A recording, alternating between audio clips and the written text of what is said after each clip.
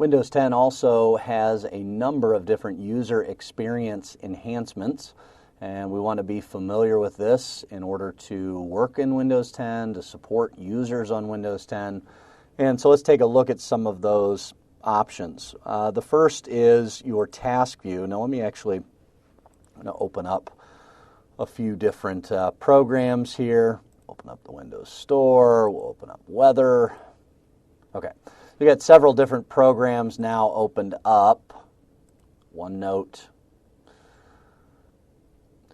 And you notice this little icon down here. It is the task view icon. When you click on that, it will arrange your windows in a task view. You can still see the contents of those windows, but it makes it much easier to either eliminate old windows that you don't want anymore, or to just go directly to something. Now you can use a keyboard shortcut as well. It's the Windows key and Tab. That will bring up the exact same tab view.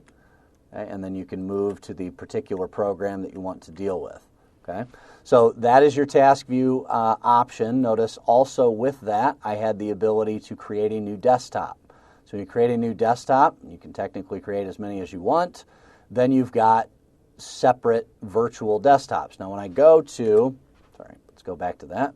When I go to this, you can click and just drag one of the windows to another desktop. So let's say I want to minimize those and hide those. Okay.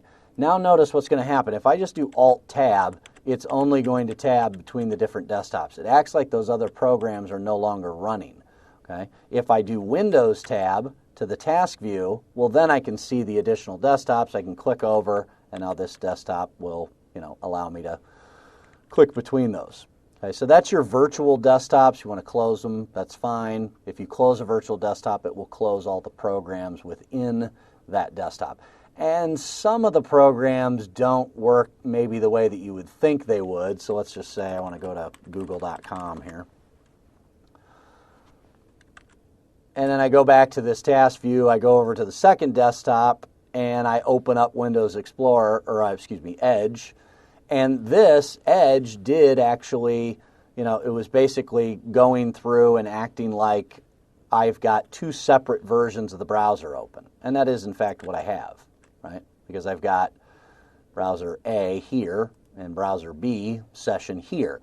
I have noticed, and I don't have it installed on here, Google Chrome does not do that. Okay? Other programs may not do that. iTunes, I've noticed, doesn't do that. So it'll automatically go to the desktop that it's launched. It won't allow itself to be running separate instances for some reason. And so some of those programs may not work by default with the virtual desktops. Some of that may actually change over time.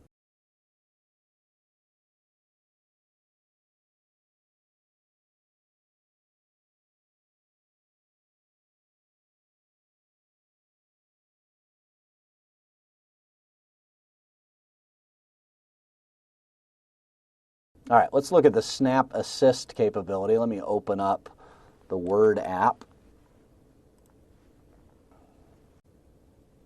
Okay, and so let's just say here that we want to start using Word.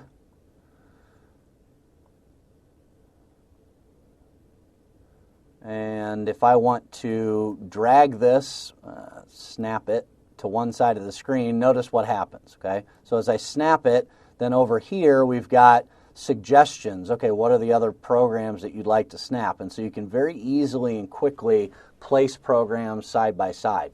So Windows 7 started the whole snapping a program to the right or to the left, but this Windows 10 actually makes suggestions for me, or brings up all of the open tabs and allows me to very quickly put programs next to one another. So that's a very useful feature. Okay, so you've got the task view, you've got the virtual desktops, we've got the Snap Assist. All of those are features of the user experience. The one other that we wanted to talk about was the notifications here. Down in the system tray, you've got this notifications icon. We can click on notifications, and it will bring up various notifications. So this is not simply notifications for Windows. But this is notifications for some other things, okay? So apparently we're adding some new features. If you want to get rid of one, you can. Get Office, this is actually an advertisement. We've got some tips. We've got security and maintenance, just telling you how to improve performance. You can expand and collapse that, but it collects everything. The Action Center has undergone some significant changes. This is also where you can go to connect or to set up tablet mode. So you can just click on tablet mode, and then notice what's going to happen is now I don't really have much of a taskbar anymore. Okay? I do have a taskbar, but it doesn't have my running programs, and now instead of the start menu, I actually have the start screen.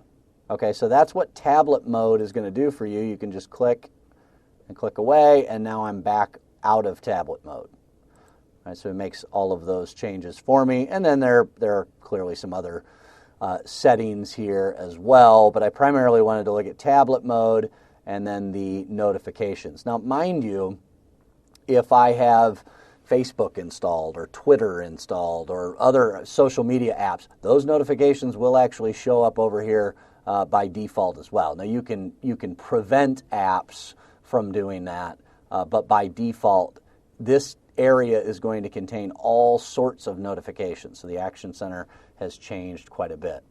So I think you could see some significant differences with the Windows 10 user experience. You might think some of them are good. You might think some of them are bad. Users are going to like some and not like others. We just need to be aware of all of these new features in the latest operating system.